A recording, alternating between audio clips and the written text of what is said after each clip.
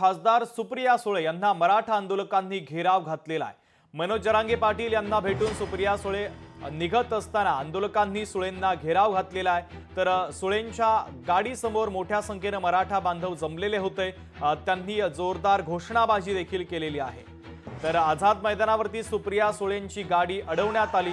त्यानंतर त्यांच्या गाडीला आंदोलकांनी घेराव घातला आणि जोरदार घोषणाबाजी देखील केलेली आहे।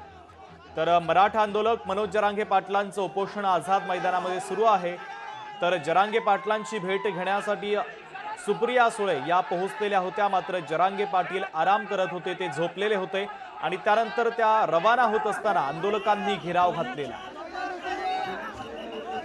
आमचे प्रतिनिधी स्वप्नील जाधव देखील त्या ठिकाणी उपस्थित होते, ते आपल्याला अधिकचे अपडेट देत आहेत। स्वप्नील, त्या ठिकाणी नेमकं काय घडलं? शुभम, या ठिकाणी सुप्रिया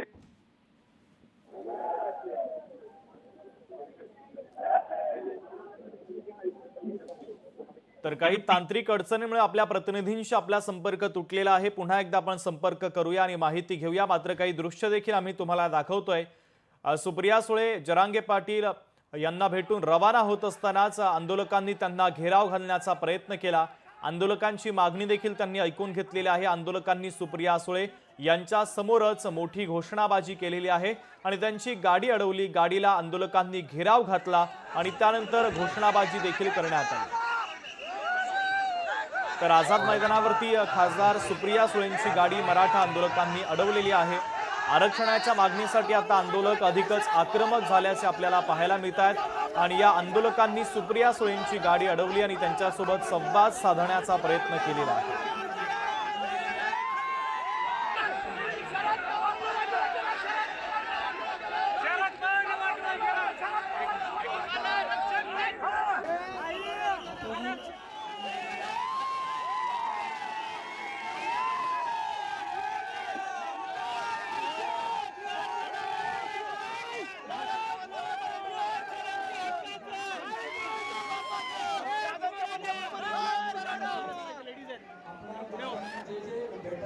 तर ही घोषणाबाजी देखील आपण ऐकलेली आहे। सुप्रिया सुळे यांच्या समोर मराठा आंदोलक आक्रमक झाले आणि त्यांनी घोषणाबाजी केली।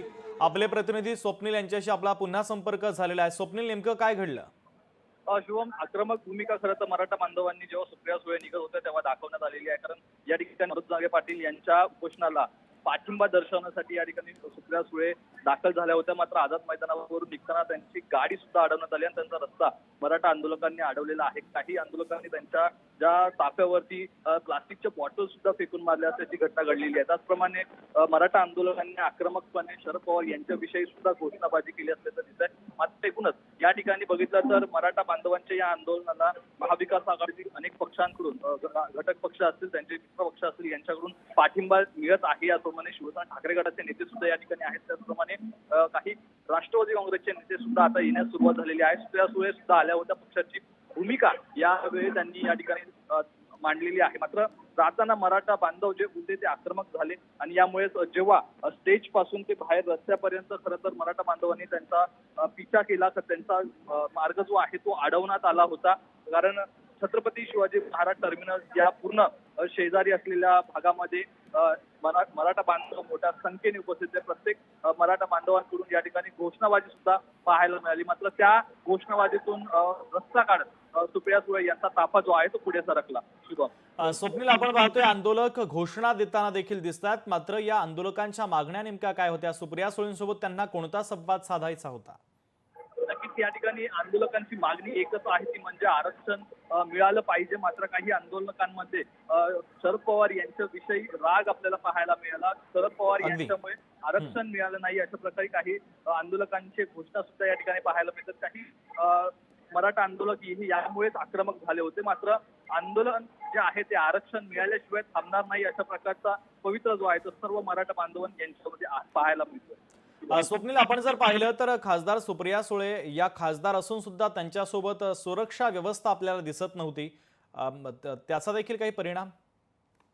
नक्कीच या ठिकाणी सुप्रिया सुळे यांच्यासोबत जे सुरक्षा आहे त्या सुरक्षे अंतर्गत जेवढे अधिकारी पोलीस असतात तेवढे नक्कीच त्यांच्यासोबत होते। मात्र आझाद मैदान परिसरामध्ये सर्वात जास्त मॉब जो आहे मराठा आंदोलकांचा आहे, त्यामुळे खरं तर ही सुरक्षा तुकडी वाढली असं म्हणायला हरकत नाहीये, कारण या ठिकाणी अनेक मराठा बांधव जे आहेत ते या मनोज जरांगे पाटील यांच्या व्यासपीठापासून ते बाहेर रस्त्यावरती छत्रपती शिवाजी महाराज टर्मिनल या पूर्ण परिसरामध्ये हे मराठा बांधव आहेत. त्यामुळे या येथून बाहेर निघण्यासाठीचा जो मार्ग आहे तो मराठा बांधवांनी व्यापलेला आहे. त्यामुळे या खरंतर VIP मार्ग सध्या या आझाद मैदान परिसरामध्ये आपल्याला पाहायला मिळत नाहीये.